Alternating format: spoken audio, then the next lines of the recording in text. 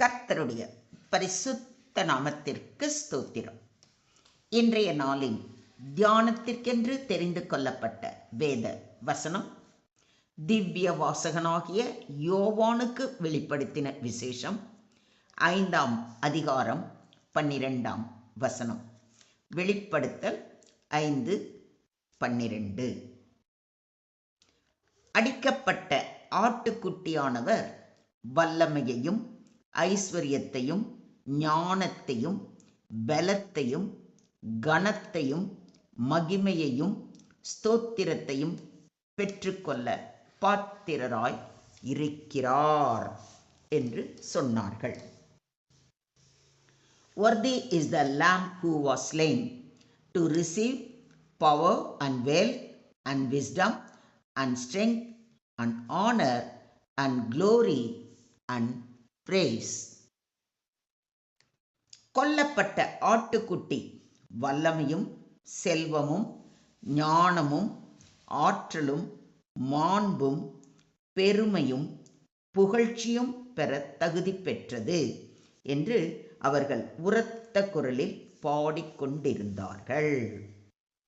ஆமென். இன்றைய தியான வசனம் கிறிஸ்துவின் மீட்பு பணியும் அவருடைய பரலோக மகிமையும் ஒன்றாக வெளிப்படும் மிக ஆழமான வசனம். இது குறித்து சற்று நேரம் தியானிப்போம். அடிக்கப்பட்ட ஆட்டுக்குட்டியானவர் யார்? ஆட்டுக்குட்டி இயேசு கிறிஸ்துவை குறிக்கிறது.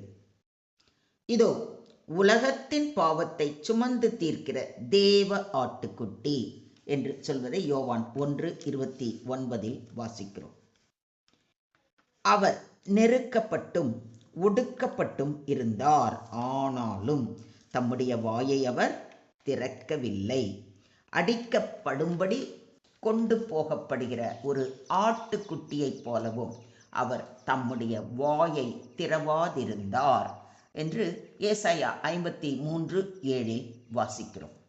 அடிக்கப்பட்டவர் சிலுவையில் துன்புற்றார், மரணம் அடைந்தார். ஆனால் இப்பொழுது உயிரோடு எழுந்து பரலோகத்தில் சிங்காசனத்தில் இருக்கிறார். இதோ அடிக்கப்பட்ட வண்ணமாயிருக்கிற ஒரு ஆட்டுக்குட்டி சிங்காசனத்திற்கும் 4 ஜீவன்களுக்கும் மூப்பர்களுக்கும் மத்தியிலே நிற்க கண்டேன் என்று சொல்லப்பட்டிருப்பதை வெளிப்படுத்தல் 5:6 வாசிக்கிறோம். துன்பம், துன்பத்திலிருந்து ஜெயம், ஜெயத்திலிருந்து மகிமை என்பதே இன்றைய தியான வசனத்தின் மையம். ஏன் அவர் பெற்றுக்கொள்ள பாத்திரர்? ஏனெனில் அவர் தம்முடைய இரத்தத்தால் மக்களை தேவனுக்காக மீட்டார், பாவத்தை ஜெயித்தார், சாத்தானை தோற்கடித்தார். அதனால் பரலோகத்தில் உள்ள தேவ தூதர்களும் உரக்கச் சொல்கிறார்கள், அவர் எல்லாவற்றையும் பெற தகுதியானவர் என்று. இன்றைய தியான வசனத்தில் 7 காரியங்கள் சொல்லப்படுகின்றன. வேதத்தில் 7 என்பது முழுமை, பரிபூரணம் என்பதை குறிக்கும். அந்த காரியங்கள் என்னென்ன என்பதையும் சற்று ஆழமாக பார்ப்போம். முதலாவது வல்லமை, பவர். எல்லா அதிகாரமும் இயேசுவுக்கே உரியது. வானத்திலும் பூமியிலும் சகல அதிகாரமும் எனக்கு கொடுக்கப்பட்டிருக்கிறது என்று இயேசு கிறிஸ்து கூறுவதை மத்தேயு 28:18 வாசிக்கிறோம். இரண்டாவது ஐஸ்வர்யம், ரிச்சஸ். உலகப் பொருள் அல்ல, கிருபை, இரட்சிப்பு, நித்திய ஜீவன். அவருடைய கிருபையின் ஐஸ்வர்யத்தின்படியே இவருடைய இரத்தத்தினாலே பாவ மன்னிப்பாகிய மீட்பு இவருக்குள் நமக்கு உண்டாயிருக்கிறது என்று பவுலடிகளார் கூறுவதை எபேசியர் 1:7 வாசிக்கிறோம். மூன்றாவது ஞானம், விஸ்டம்.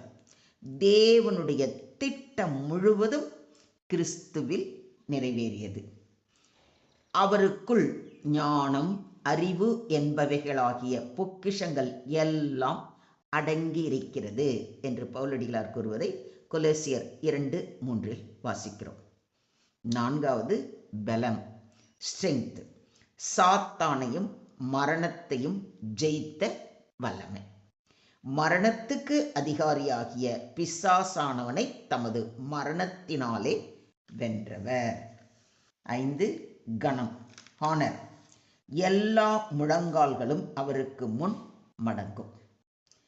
இயேசுவின் நாமத்தில் வானோர், பூதலத்தோர், பூமியின் கீழானோருடைய முழங்கால் யாவும் முடங்கும்படிக்கும் பிதாவாகிய தேவனுக்கு மகிமையாக இயேசு கிறிஸ்து கர்த்தர் என்று யாவும் அறிக்கை பண்ணும்படிக்கும் எல்லா நாமத்திற்கும் மேலான நாமத்தை அவருக்கு தந்தருளினார் என்பதை பிலிப்பு 2ஆம் அதிகாரத்தில் வாசித்து அறிகிறோம். 6வது மகிமை, குளோரி, சிலுவையின் அவமானம், பரலோக மகிமை. பிதாவே, உலகம் உண்டாகிறதற்கு முன்னே உம்மிடத்தில் எனக்கு உண்டாயிருந்த மகிமையினாலே இப்பொழுது நீர் என்னை உம்மிடத்திலே மகிமைப்படுத்தும் என்று இயேசு பிதாவிடம் வேண்டுவதை யோவான் 17:5 வாசிக்கிறோம். அடுத்தது 7வது ஸ்தோத்திரம், பிளஸ்ஸிங், பிரேஸ். எல்லா சிருஷ்டியும் அவரை துதிக்கும். சிங்காசனத்தின் மேல் வீற்றிருக்கிறவரும் ஆட்டுக்குட்டியானவருக்கும் ஸ்தோத்திரம். கனமும் மகிமையும் வல்லமையும் சதா காலங்களிலும் உண்டாவதாக என்று வானத்திலும் பூமியிலும் பூமியின் கீழும் இருக்கிற சிருஷ்டிகள் யாவும், சமுத்திரத்தில் உள்ளவைகளும் அவற்றுள் அடங்கிய வஸ்துக்கள் யாவும் சொல்ல கேட்டதை வெளிப்படுத்தல் 5:13 வாசிக்கிறோம். அடிக்கப்பட்ட ஆட்டுக்குட்டியானவருக்குள் இருக்கும் 7 அற்புத காரியங்கள்: வல்லமை, ஐஸ்வர்யம், ஞானம், பலம், கணம், மகிமை, ஸ்தோத்திரம். மொத்தத்தில் இன்றைய தியான வசனம் மூலம் நாம் கற்றுக்கொள்ளும் பாடம்: ஆட்டுக்குட்டியானவர் எல்லா மகிமைக்கும் பாத்திரர். பலியாய் தம்மை ஒப்பு கொடுத்தார், எதிர்ப்பு இல்லாமல் துன்பம் சகித்தார். தேவன் தாழ்மையை உயர்த்துகிறார். இரத்தத்தால் மீட்டார், பாவத்தை அழித்தார், இரட்சிப்பு கிருபையால். ஆட்டுக்குட்டியின் மகிமை பரலோக ஆராதனையின் மையம், தேவ தூதர்களின் பாடல். நம் வாழ்க்கையும் ஆராதனையாக இருக்க வேண்டும். சுருக்கமாக சொல்வதானால், இன்றைய தியான வசனம் ஒரு உபதேசம் மட்டும் அல்ல, ஒரு ஆராதனை காட்சி. பரலோகத்தில் தேவ தூதர்கள், மூப்பர்கள், எல்லா சிருஷ்டிகளும் ஒரே குரலில் இயேசுவை துதிக்கிறார்கள். இதிலிருந்து நாம் பெறும் செய்தி: சிலுவையை அனுபவித்தவரே மகிமையை அடைந்தார். நம்முடைய இரட்சிப்பு எவ்வளவு விலை உயர்ந்தது! இயேசு துதிக்கு பாத்திரர். உதவி கேட்க மட்டும் அல்ல, நம்முடைய வாழ்க்கையை ஒரு ஆராதனையாக மாற வேண்டும். அடிக்கப்பட்ட ஆட்டுக்குட்டியானவர் இன்று நம்முடைய இரட்சகர், நாளை நீதிபதி, என்றும் மகிமை பெற்ற ராஜா. இதை விசுவாசிக்கிறீங்களா? நாம் இயேசுவை உதவிக்காக மட்டும் அழைக்கிறோமா? ஆராதனைக்காக அணுகுகிறோமா? சிலுவையின் விலை நம் வாழ்க்கையில் மதிக்கப்படுகிறதா? நம் வார்த்தைகளும் வாழ்க்கையும் அவருக்கு கனத்தை தருகிறதா? சிந்தியுங்கள், செயல்படுங்கள். Today's verse proclaims that Jesus Christ, the slain lamb, is worthy of all honor and praise because he redeemed humanity through his sacrifice. His suffering led to victory, and his humility resulted in eternal glory. He alone deserves power, riches, wisdom, strength, honor, glory, and praise. Our proper response is a life of worship, obedience, and wholehearted devotion. Will you agree this? ஸ்தோத்திரம் ஆண்டவரே, ஸ்தோத்திரம் கர்த்தாவே, ஸ்தோத்திரம் ஸ்தோத்திரம் ஸ்தோத்திரம் கர்த்தாவே. அடிக்கப்பட்ட ஆட்டுக்குட்டியாகிய இயேசுவே, உம்மை துதிக்கிறோம், ஸ்தோத்தரிக்கிறோம், வணங்குகிறோம், மகிமைப்படுத்துகிறோம் அப்பா.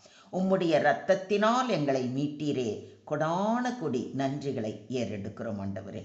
வல்லமையும் ஞானமும் கனமும் மகிமையும் உமக்கே உரியது என்பதை எங்கள் வாழ்க்கையால் வெளிப்படுத்த கிருபை செய்ய வேண்டுகிறோம்.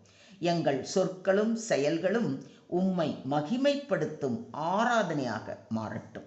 சிலுவையை மறக்காமல் மகிமையான நம்பிக்கையோடு நடக்க எங்களை பரிசுத்த ஆவியின் கிருபையால் வழி நடத்த வேண்டுகிறோம். சகல துதிகன மகிமை யாவையும் ஒருவருக்கே செலுத்துகிறோம். மீட்பர் இயேசுவின் மூலம் ஜெபம் கேளும் எங்கள் ஜீவனுள்ள தகப்பனே. ஆமென்.